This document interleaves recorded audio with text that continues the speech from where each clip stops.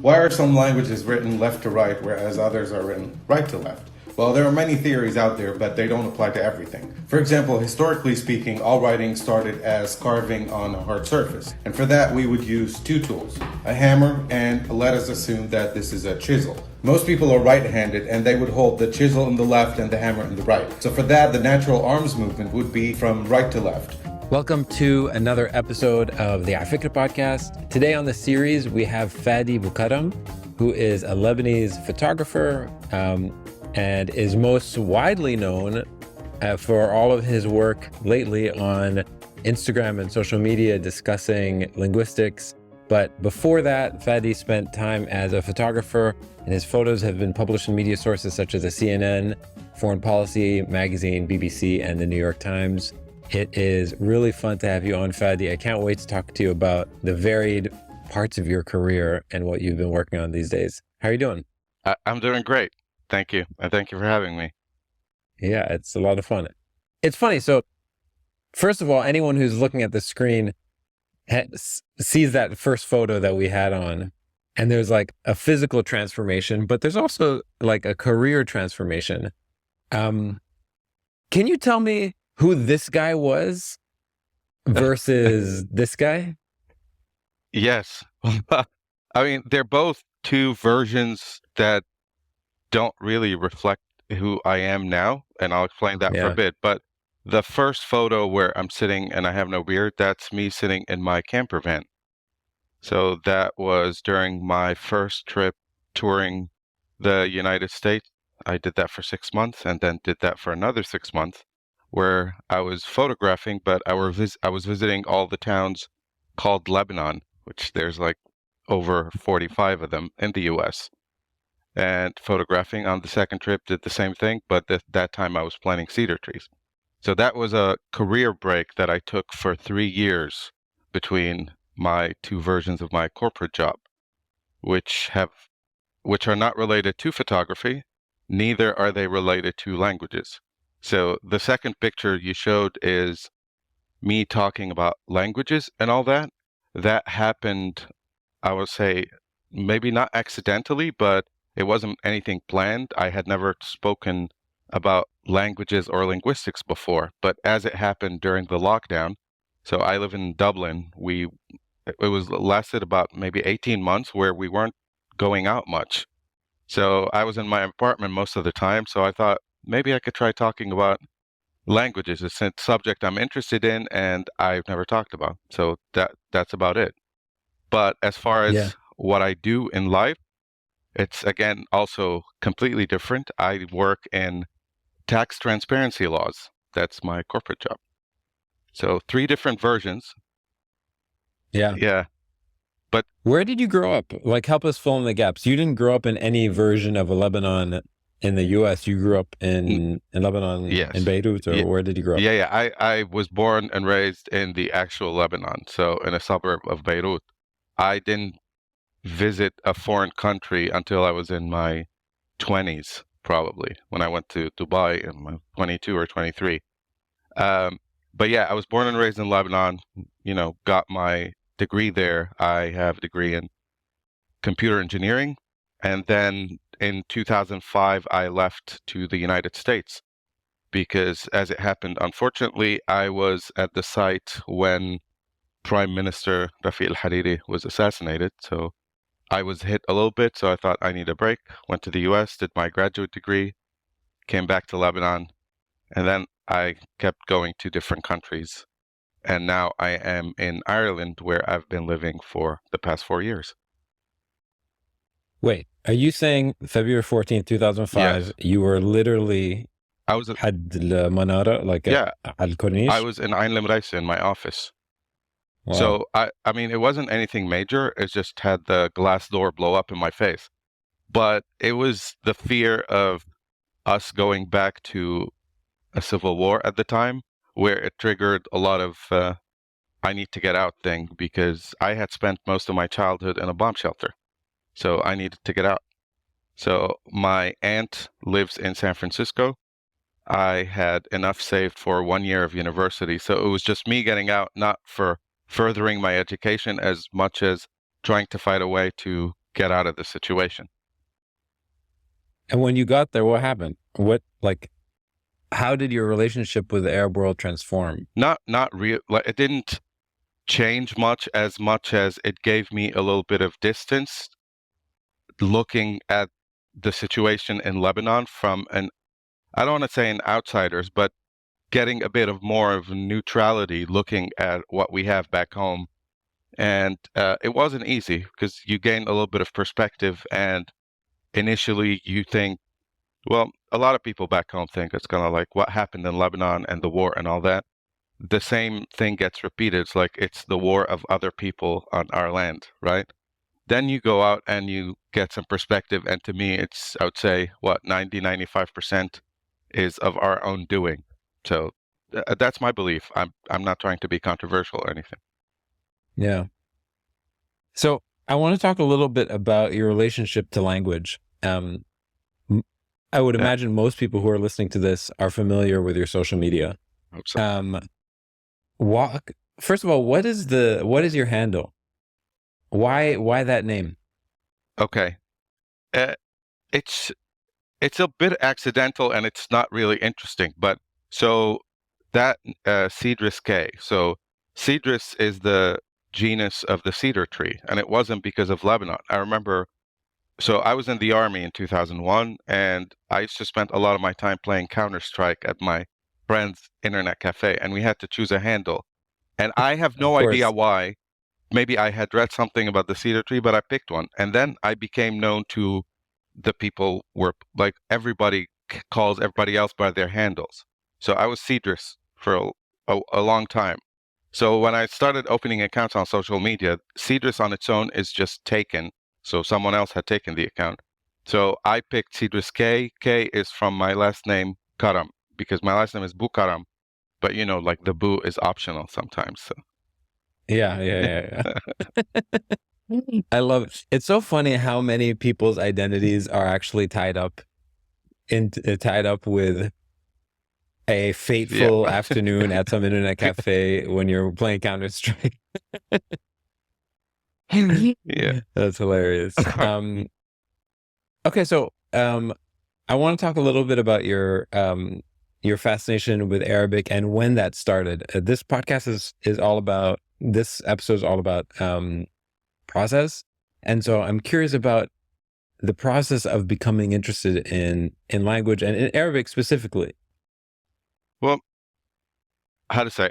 Of course, I've always been interested in Arabic because that's the language I learned. But then when you go to school, you learn more on classical Arabic, and it's a fascinating language. But being interested in a language often comes from mentally, in my mind, comparing it to other languages you're using or you're being exposed to. So because we're in Lebanon, in school we have to learn French and English, and you notice it's like, well, French and English have their similarities, but Arabic is a little bit different. Why? So then you start diving in. It's kind of like, oh, we have families of languages. So there's the Indo-European languages, there's the Afro-Asiatic languages. So that idea of imagining that there was once a link or a proto-language where everybody talked the same, and then it splintered out. So that to me is fascinating. And that Arabic is part of this branch of Semitic languages and how it functions and how it evolves. So that to me is the fascinating part about Arabic. Yeah. In these videos, when you started doing these videos online, yes. Who do you think you're talking to? That's a really great question. How do I say it? Like, not all the videos are the same, right? But in the videos where I'm talking specifically maybe about let's talk about the one we have on the screen for a second, just as an example, like for the people listening who don't know what we're talking about. Given us an example of this video specifically, and who you think you're talking to in this video. Well, in this video is a bit general to me, is that I'm talking to anyone who's interested in languages. That's simple as that. In that we're talking about the possible or the theory as to why some languages are written left to right and others right to left. So it doesn't have a specific audience to me as much as anyone who might be interested in languages and has the question in mind. So, uh, how to say? So the purpose, not just the audience for me, is not to say this is the answer. It's to say, well, you had a question. Here are some additional facts you might be interested in.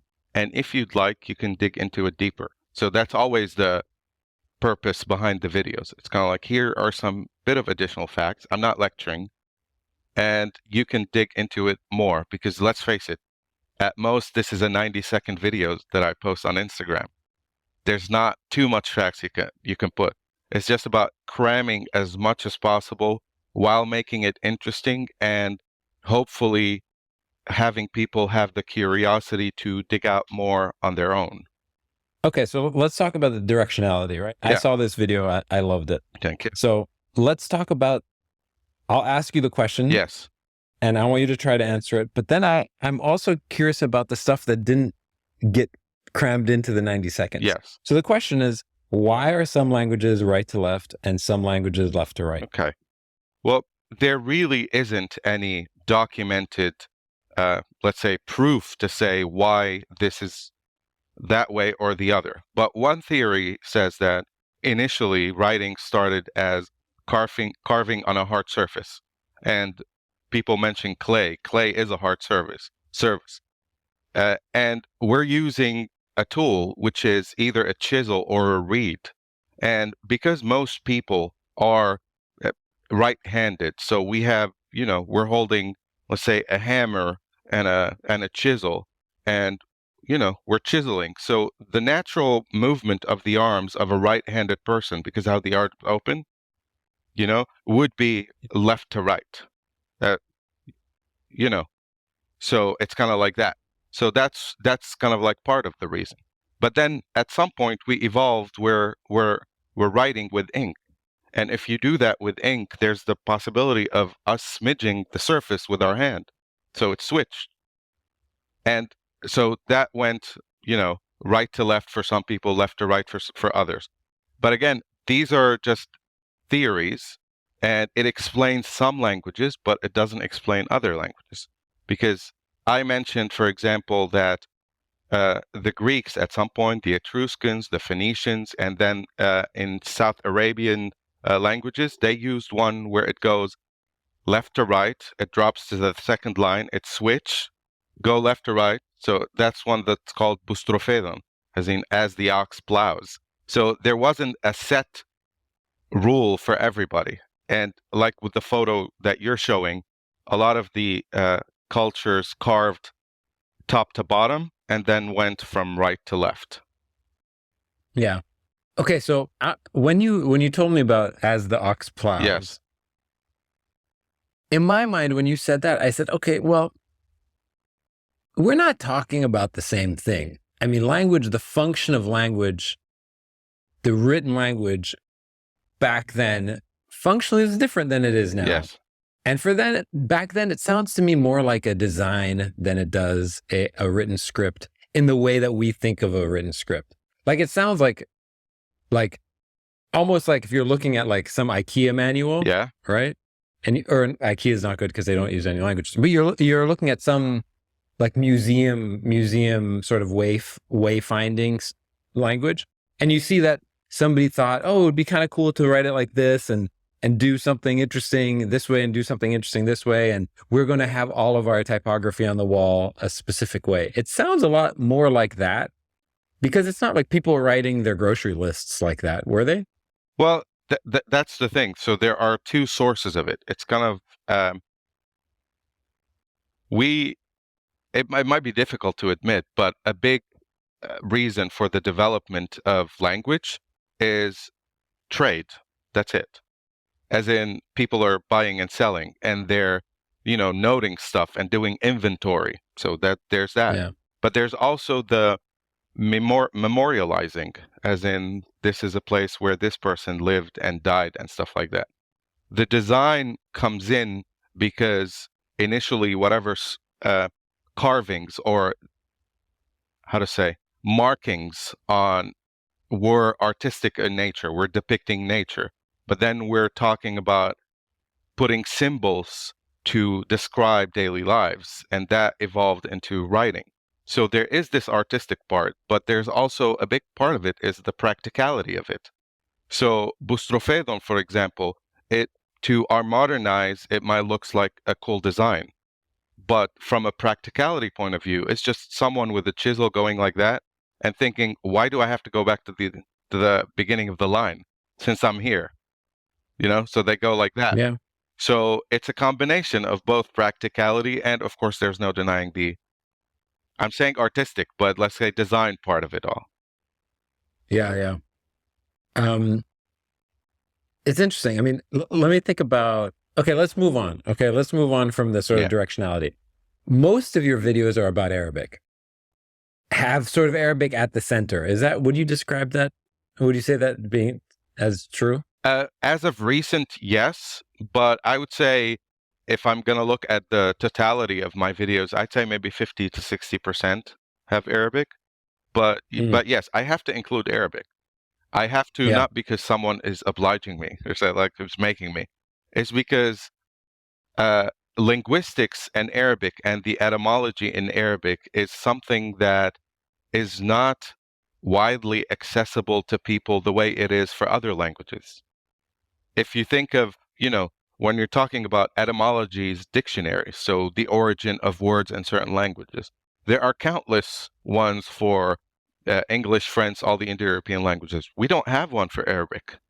The one project that is going on about etymology of Arabic words is at the University of Oslo in Norway. So this field feels like it needs to move on, and not that I'm participating in having it move on, but I'm just hoping that there is more interest in it so that people could look at saying like, oh, this is the beauty of Arabic. Look at the words we had, but let's keep in mind that a lot of Arabic words are not really Arabic. They don't come from Arabic, and that's okay. This whole, wanting our language to be pure, I understand it, but at the same time, no language is pure. There is no such thing. Yeah. Yeah, I mean, for me, I always think that there's like and there's an obsession with purity. Oh, yeah. And an obsession with idea of supremacy and beauty, which I think you do a really good job of disarming that. Thank you. That instinct. But let's talk about some of them. Yeah. Before the call, I told you, let's pick some topics worth discussing. So walk me through academia. Yes. I mean, academia is, the fruit, which, I love that fruit. That word always sounded a little bit off to me in that, of course, it's not Arabic, but it has that word dinye in the end, which is Arabic. So I wanted to look into it, and then it turned out that it's just a Turkish word. It's a Turkish word because we have to realize that through the centuries of Ottoman rule, we have a lot of Turkish words that entered into Arabic. So in Turkish, that word was from Yeni Dünya, which means new world. Why did they call it that? Because they had believed that it comes from the Americas, even though they got it from Malta directly. So that's why they call it also like Maltese plum. But Yeni Dünya came into Arabic, and suddenly it transformed into either Akidinya in Lebanon, for example, or Eskidinya, which is what they would call it in places like in Palestine, for example. But then Eskidinya means old world. So how is it possible that new world in Turkish and old world in Arabic? But then what had happened is that because Turkish now is written in the Latin alphabet, but back in the Ottoman days, they wrote in an Arabic alphabet. So that Yeni, so it's really nye, kind of like this nye sound. The Ottomans wrote it with a cap that has 3 dots on it. That's how the Ottomans used an augmented Arabic alphabet. So it's kind of like ours, but not the same. So if someone who does not know Turkish is reading it, he would read it as Yekidinya, not Yenidinya. And Yeki would easily have become Ekidinya. And through folk etymology, as in trying to change a bit of the word to fit a certain idea of what it should be, it would have become from Miekidinya to Eskidinya, meaning old world. But in the end, it all goes back to, it's a Turkish word that means new world. Does this fruit exist in other parts of the Arab world? Other than Lebanon, you mean? Other than sort of like Ottoman-dominated sections of the Arab world. Like, can you find this in Tunisia? Oh, yeah. And is it a different word? Yes. So they call it, if I'm not mistaken, busa'. And I don't have an answer as to why it's called busa'. But through the process of posting these videos, I have realized that the language that they have in the Maghrib, so we're talking Tunisia, the country of Maghrib, and Algeria, their words are almost always completely different than from what we have in the Levant, you know? Yeah. Through different, how to say, the influence of other languages. So, for example, the influence of the Tamazight languages, the Berber languages on them, whereas in the Levant, you have the influence of the Syriac and Aramaic languages. So that changes a lot. But yeah, so they do have a word, but it's not always related to the Turkish part. Do you know the word for? Do you know the name in English for this fruit? Yeah, it's called a loquat, which comes from Chinese. Oh. Yes. So So that fruit, by the way, I mentioned that I was in the U.S. So when I lived in San Francisco, that was an ornamental tree, like you'd find it on the street, but no one would eat it. Except that during April, May, there would always be a race between the Chinese folks who lived there and people from the Levant and the Mediterranean to pick out the fruits of the trees on the street. So it was interesting. Just because that's the one moment where they're right. Yeah, like that 2 weeks. I mean, I'm exaggerating a bit, but they have a short period, so. That's so funny. So that journey that you just went on, right? Yeah. How are you finding all this information? Oh. And how do you deal with it when you find conflicting information? Well, okay, so to the process of it, how to say, my first step, and I have to explain why, is always Wikipedia. People think kind of like or let's say Wikipedia is bad. It's like, yeah, if you think of Wikipedia as the source of information, that's not good. If you think of Wikipedia as to the portal for other sources of information that are documented, as far as books, as far as peer-reviewed linguistics papers, it's an amazing tool. So for me, that's the start. I also have a lot of etymology dictionaries, behind me, but it would always be multiple sources in multiple languages. So I would search in Arabic, in English, in French when I can. I can decipher Greek and Aramaic. So that's the ones I'm looking for. And I do have a really interesting dictionary, which is about Aramaic loanwords in Arabic. So that would be always cool. That would always be my reference. So, Fadi, could I put you on the spot? Yes. Can you go get these books? Okay. Well, the physical book. Yeah. So that's the one. That's the etymology dictionary. What is an etymology dictionary? Okay, an etymology dictionary means it's not about looking for the meaning of a word, but rather the origin of the word, as to in which language did it start. So how did it move from one language to the other so that we got to it where it's at its current state, right? Yeah. I want to give an example. So if we had an etymology dictionary for Arabic, and we would look at akidine. Like let's use the word admiral. Yes. Let's use the word admiral, because I heard that admiral comes from Arabic at one point. Really? Yeah. Okay. Sorry. I'm putting Fadi to work. Admiral. Okay. Yeah, what does it say? Yeah, you're right. It is Arabic. 1 second. Okay, so, yeah, walk us through it. Okay, I'll read the whole entry, right? So, Yeah. Admiral, commander of a fleet of ships.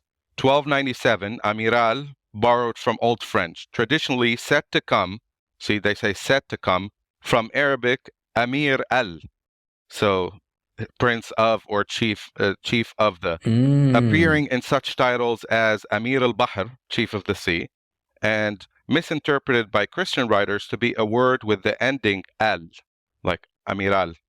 However, later scholars have suggested that the source in Arabic is more likely through cultural contact to be Amir al-Rahl, chief of transport, referring to the fleet plying between North Africa and Andalusia. Oh, okay, cool.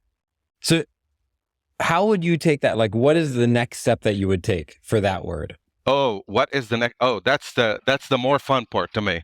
Do you want me to keep that or? Yeah. No. That's it. That's it for that book. Okay. What's the next part? Okay. The next part for me is two sources, let's say. I would go on Google Books and archive.org.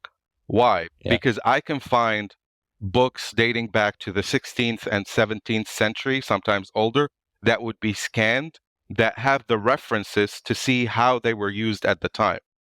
That has been invaluable in trying to find dictionaries and sources that are that old. Do you ever use the Ngram viewer? Well, the Ngram viewer doesn't date back. Well, I haven't been able to find anything that dates back, let's say, to 16th or 15th century like that. That's so cool, though. Yeah, it is. Okay, so keep going. So you go on Archive, you go on Google Books, you find this stuff. Yeah. And let's say it, I mean, are you interested in, where does the word Amir come from? And where does the word Rahle come from? Like, why doesn't it keep on going deeper? Well, you can go deeper, but at some point, again, like I mentioned, I have to put it in 90 seconds. Yeah. And that part is kind of like what takes the most time. But then it's kind of like, okay, how do I make it into something smooth that people would be interested in? Yeah. So it's trying to make kind of like a plot line, you know, a story of it just to make it interesting. So sometimes I do go back to it more, but in the end, it's kind of like how specialized the audience would be and all that. So, yeah. Okay, let's do a couple of these really quickly. Yes. Some of the other fruit. So walk us through this one. Kharma. Yes. So we're talking about the persimmon, right? So the persimmon, this all goes back to a single genus of a tree, which is called Diospyros in Greek, which technically means wheat of Zeus, but it really means like fruit of the god because people thought it tasted amazing. Not to me, but to some. Anyway, so there's the name in Arabic comes from the Persian word or combination of words kharmalu. Kharma means date, as in like the fruit of the date tree, and then alu, that means plum, because the taste of it reminded people of a combination of a date and plum. And the word date plum in English does exist for that. At the same time, some people call it kaki. So where does that come from? That comes from the Japanese version of the tree, Diospyros kaki. So that's the Japanese word.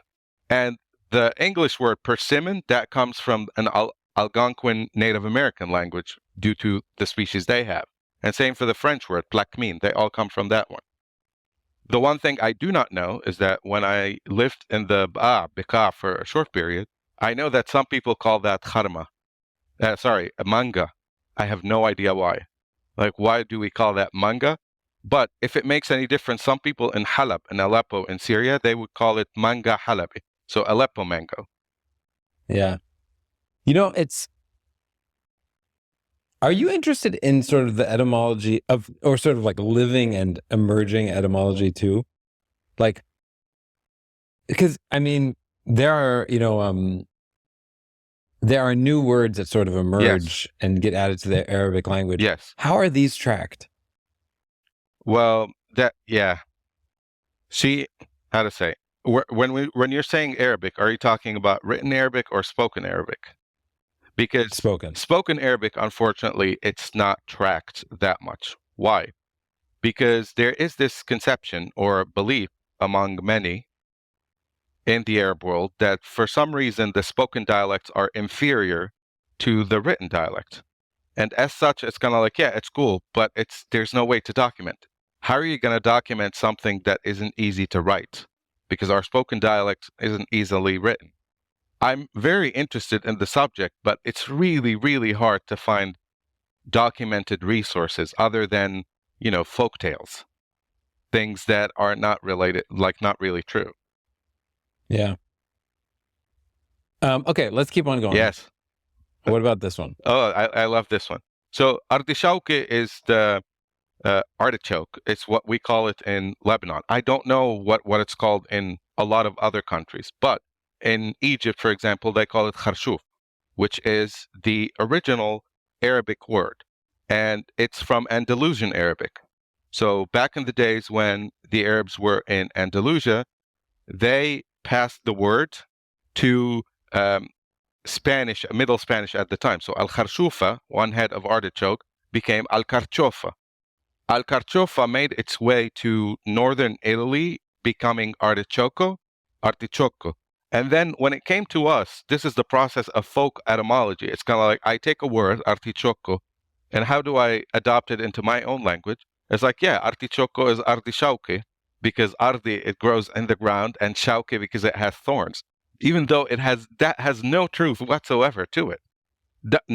Not that it doesn't have any truth makes it less important. It's all about the process of how we adopt the word. So this is an Arabic word going to other languages and coming back to us, which is a process called reborrowing in linguistics. And it's just fascinating. You said something, you said that was the original Arabic word. Yeah. Well, that seems like a very loaded sentence. I know. What does that actually even mean? Okay. See, I'm talking about how we think that classical Arabic is better than spoken Arabic, and I did that because the bias doesn't go away because we grew up with that. So when I say the original Arabic word, as in the classical Arabic word, even though it comes from, like, it wasn't invented in Arabic, it's also a loan word from Persian eventually. But what I mean is that it's written, it's in writing, as in it's documented, right? So that's the word where it started from. Yeah. Okay. Because as far as I'm concerned, artichokes are older than Arabic. Yes. I know, 100%. Okay, let's keep going. So this idea of male female, you did a really good video about this. Tell us a little bit about this, where this idea came from and how you put this together. Yes. So like with Ardeshawke, coming from, our artichoke, that's the folk etymology. So because you would not be familiar with the rules of all the languages, you change them to fit your own. So in English, when we say male, female, often, or let's say people might think that, well, of course, these are from the same root because female and male. But in reality, it has nothing to do with it. So male comes from French mâle, and female comes from also French femelle. But femelle and mâle are not related. But English speakers, likely not knowing that this L at the end is the diminutive in French, change it into female because like male and female, they're the same. Mm-hmm. So that's kind of the same. The other example I gave was octopi. So a lot of times you see words ending in US in English, people assume it's Latin, right? So radius, radii, locus, loci. They put the plural as I. So octopus, octopi, but that's not the truth. Octopus is a Greek word. So its plural in Greek should have been octopodes, or I don't know how to pronounce it right. So not octopi. So this is what I mean by folk etymology. We change the word when we adopt it into a language, not knowing the rules of the other language. Yeah. Okay, let's talk a few more of them, and then I want to get a sense of what you're working on. Okay. These days. So maybe we'll do Burtan. Yeah. Burtan. So the word for oranges in Arabic and other languages to me is fascinating because it describes how words get adopted based on the trade routes, how they sell. So the word orange in English, that comes from Arabic. I mean, not originally Arabic, but the Arabs introduced that fruit to the Western world. And it came from the word narinj, which originally came from Persian, from Indian, etc. So they adopted it from us. That's what they call it. So why didn't we call narinj, even though that word exists? It's because narinj is for the bitter orange, right? The sweet orange, we got it from the Portuguese through China. So our word for the orange, portugal in classical Arabic, is just from the country of Portugal because that's the country where we got it from. And changing portugal to birdan, that happens a lot in when we adopt a word and sometimes it changes one letter, the L and the N. For example, a chain that you wear around your neck in Arabic, it's silsila, but then in spoken Arabic for us, it's sinsli, right? So you change the L and the N. But yeah, so the idea is that we name a fruit or any product after the country that we got it from. It's fascinating because it's not just about language. It talks about the history of the trade that happens between countries. Going into the turkey animal on its own would take like 2 hours because seeing what different names are and where it came from. Yeah. It's funny because, are there examples of words that have just died completely that you've come across, that have just gone completely out of fashion and been rebranded entirely in Arabic? I can't think of anything right now off the top of my head. Cause Bur'an, right? Yeah. Like, I don't remember the last time I've ever heard anyone say that we still get oranges from Portugal, or even sort of associating it, right? Yes. And I wonder if at some point they just sort of get rebranded entirely, because the name isn't useful anymore.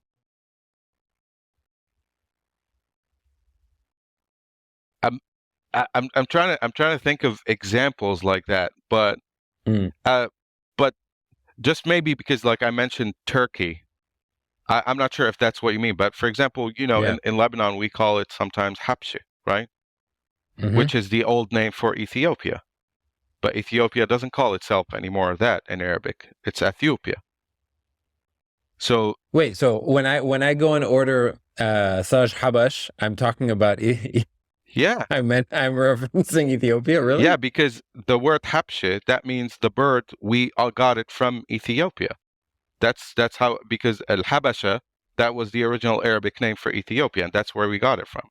So the same way why we say the turkey bird is that the English got it from Turkey, so they call it turkey. The Egyptians used to get it from the Greeks, so they call it dikrumi. So Rum is reference to the Byzantine Greeks at the time.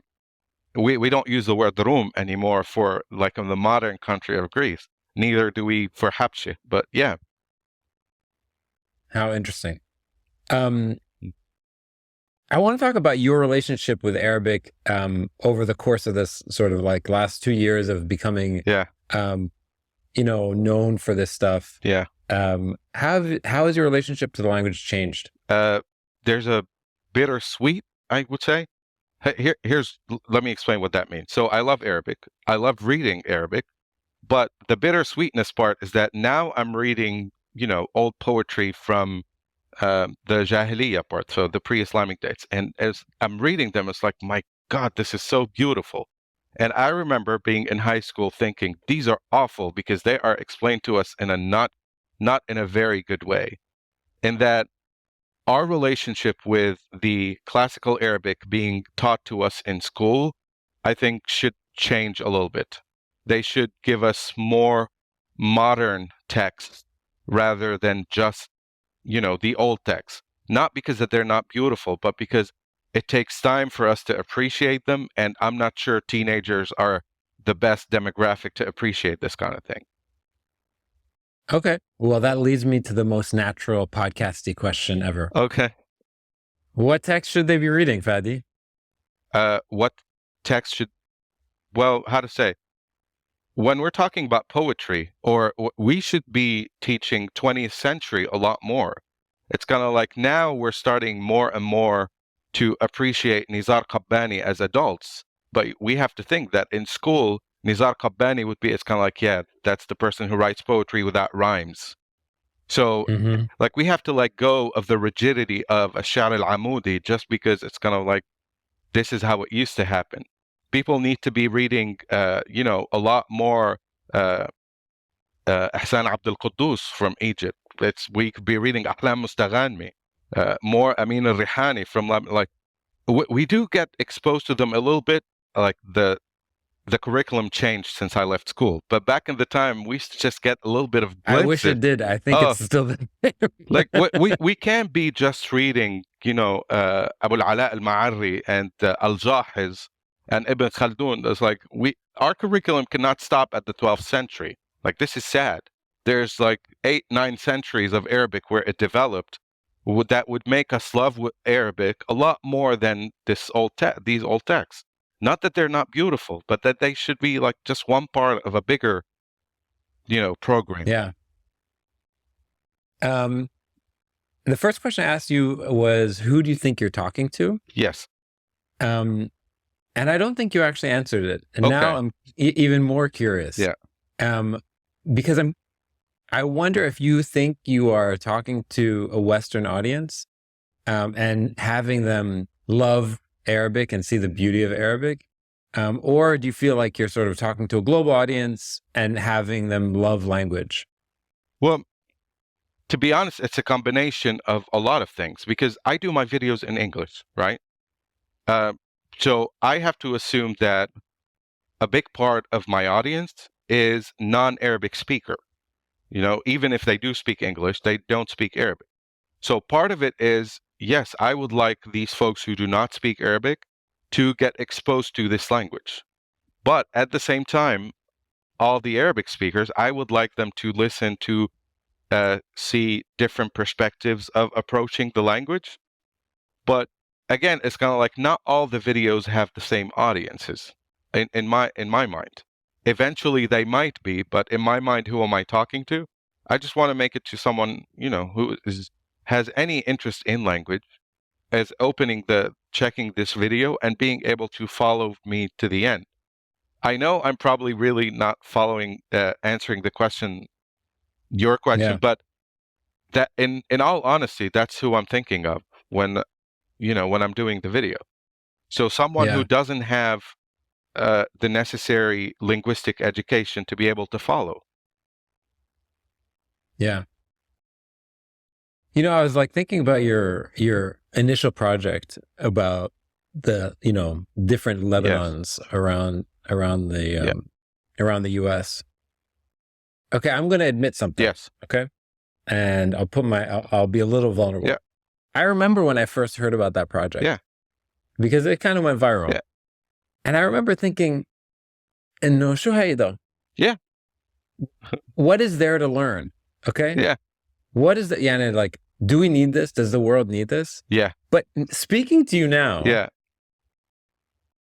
I realize that there's like your approach to process and your approach to like looking at how we got here is very revelatory. So what did you learn in that entire series? And did you learn what you thought you were going to learn? You mean when I traveled to the US? Yeah, because I feel like you're doing the exact same thing now. I feel like you are basically following a kind of a silly hunch. Okay. And you're like, all right, I want to figure out how we got here. Well, there is a bit of a small ulterior motive to that in the back of my mind, but I'll get to that. So initially, when I went on my trip, the purpose was just, this is fascinating to me. I want to know why blah blah blah they're called Lebanon, that. But remember that I went in with a camera, so in my mind I thought that this is a cool photographic project. But that completely changed. Why? Because I went in, started a month before the elections in 2016 when it was Hillary Clinton and Donald Trump. And there was a sociological element that developed that I wasn't thinking of, just like how do people interact with each other and how do they interact with me as an outsider and as someone from the Middle East, you know? So the purpose isn't trying to preach anything. That's not the idea. But back to my original part where I said, I grew up in Lebanon, I grew up in the Civil War. So the idea of conflict between people, it's not something that I think of as much as it's part of my existence. That's how I grew up. So the idea of wanting to contributing even a little bit so to people understanding each other a little bit more to diminish this potential for conflict, I love that. I love this idea. Even if it's not at the forefront, it's not kind of like, here's what we should do. But so this is what I'm saying. I'm not preaching, and that by explaining to people some of the similarities we might have as people, as attitudes, as languages, they might be curious a little bit more as to things that unite us more than things that divide us. But again, I cannot be preachy because preaching is cheap. And when I said it's an ulterior motive, but in a little bit, it's not that I'm pushing an agenda or anything. It's kind of like, here is what you have, and then, you can believe whatever you want in the end. Yeah. No, it makes sense. I see how in shape and in form and intention, how close they are now. I had no idea. And now speaking to you, I'm like, oh, this is just the remix. It never started this way, but it became this way. And it only came late to me. It's kind of like when you said, oh, this is a remix. It's like, in my mind, that was reason. It's like, oh, this is a remix, but you put it much nicer. Yeah, it is. It is totally remix. Okay, let's talk a little bit about some of or actually, before we talk about some of them, let's talk about Superman. Yeah. Well, I don't know how much there is to talk about, but I used to collect so many of them when I was a kid, right?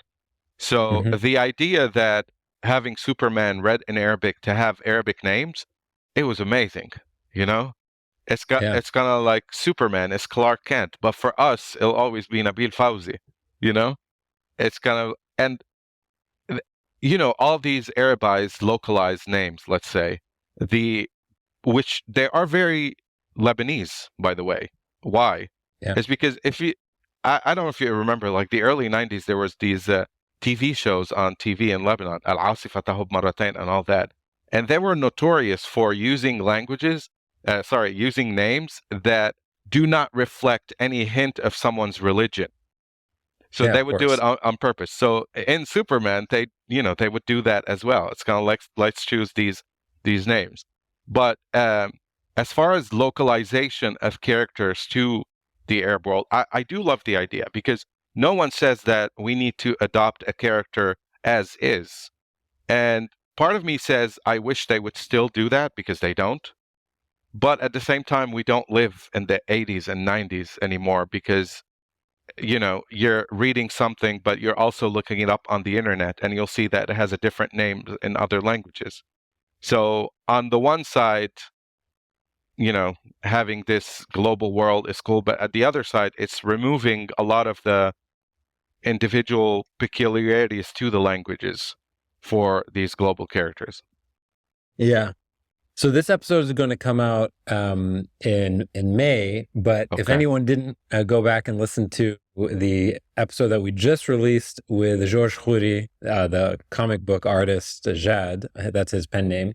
He was the guy behind those future TV animations and all those cartoons. Him and his team were behind it in the early 90s. I used to watch that. I used to love it. Yeah. So anyone who wants to go listen to it, the episode's called The History of Arabic Comics. And he talks about Superman and all that stuff. Yeah. So, okay, let's talk a little bit about what you're working on now, and then we'll do the quick Q&A and we'll wrap up. Okay. What I'm working on now as far as... Yeah, what are give us a preview of some of the future episodes. Well, okay, one of the episodes many episodes I'm working on, is not related to language, to be honest. It's trying to explain without being controversial in any way, shape, or form about this whole controversy going on Cleopatra on Netflix. It is the idea. It's not about that they hired someone who is black for the role, or that it's a documentary, but it's the accompanying idea in some places in the US that the people in Egypt right now are not related to the ancient Egyptians. I'm talking DNA and all that. And there's a study that was done in 2017 on DNA studies on all mummies on a period of 1800 years, I think these mummies from, where they showed the continuation that the DNA is actually like it's the same people, and if anything, there's now more sub-Saharan contribution, etc. So this part will want to show it's kind of like how it looks, just to explain to people, like what they should read in order to get to know more about the subject, not just hearing pundits and opinions, because in the end this get boring. Yeah. As far as videos on languages, I don't know if it's I can't think of right now. I'll give you one in a couple of seconds. Sorry, I'm blanking. No, it's okay. I was half expecting you to be like, you know what? I'm done with language. I'm over it. Oh, okay. I'll tell you one. I want to do one on metathesis. Metathesis is the process of switching letters in words for no apparent reason other than to make it easier to pronounce. Which like like the word for spoon in Arabic, in classical Arabic, is mil'aqa, right? But then in spoken Arabic, in some dialects, it's become ma'la. You switch the L and the ayn, stuff like that. So that happens a lot, and in all languages. So I want to talk about that. Another video I'm doing on whistled languages. So this is a fascinating one because in all continents, for no reason whatsoever, without contact, they have what's called a whistled language, where people whistle and they communicate with sentences through this whistling. Yeah. So that. I have a question for you. Yes.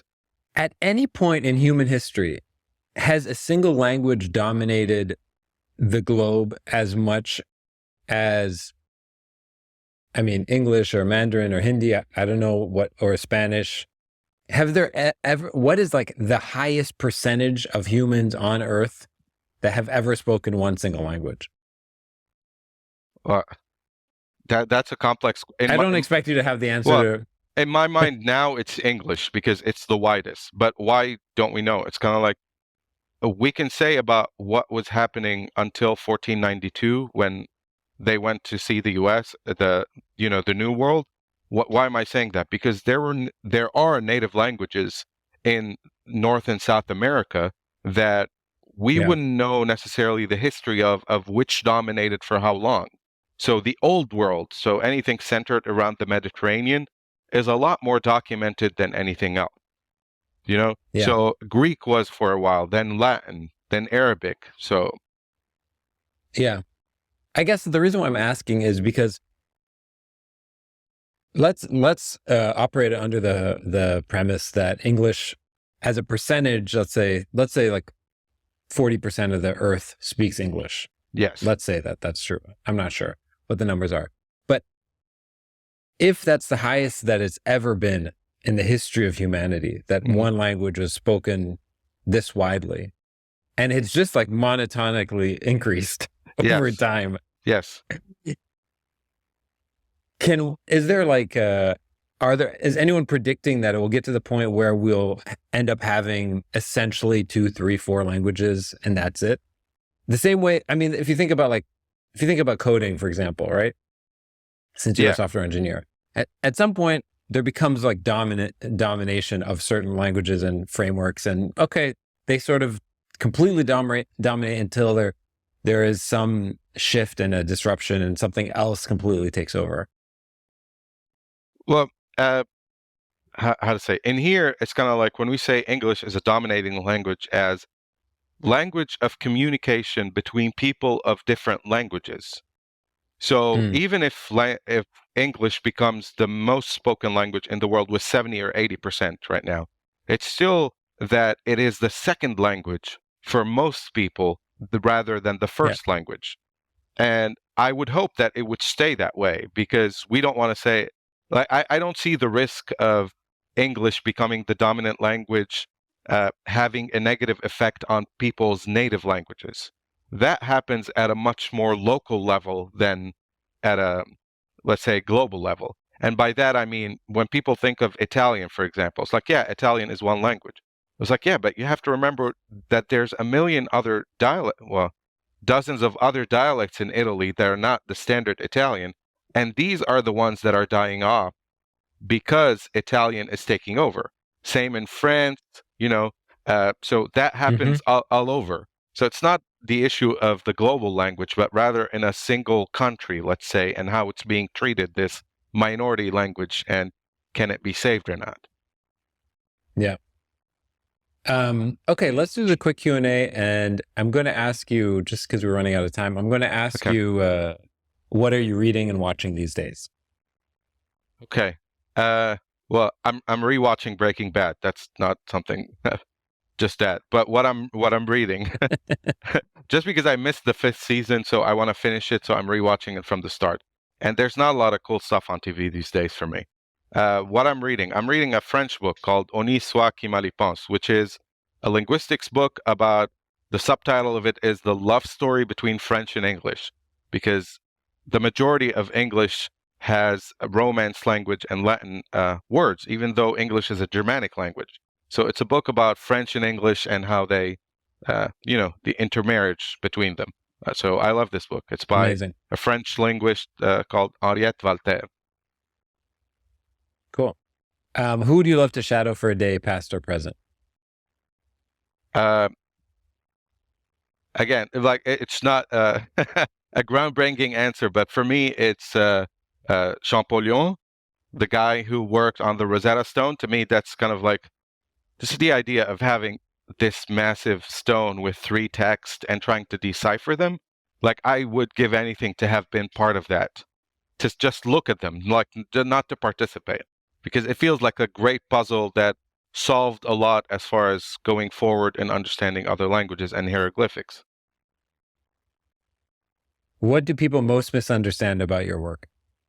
That they might think I'm a professional linguist, or that I'm aiming to teach linguistics, and that's not my thing at all. It's just, for me, I'm trying to evoke a little bit more curiosity in languages and how people, try to understand them.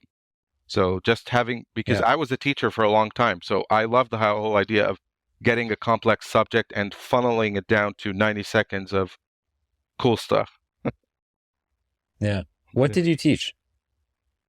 I taught math and physics for a long time, but then in 2018, I taught photojournalism at LAU. So, like, a bit varied. Cool. Yeah. And lastly, whose work do you admire or are inspired by? That's the easy one for me. It's Dr. Ahmed Al-Jallad. So he's a linguist who works from the US on, his specialty is Semitic languages and Arabic, and his current word on pre-Islamic Arabic is fascinating. It's he's breaking new grounds on it. It's just fascinating. So cool.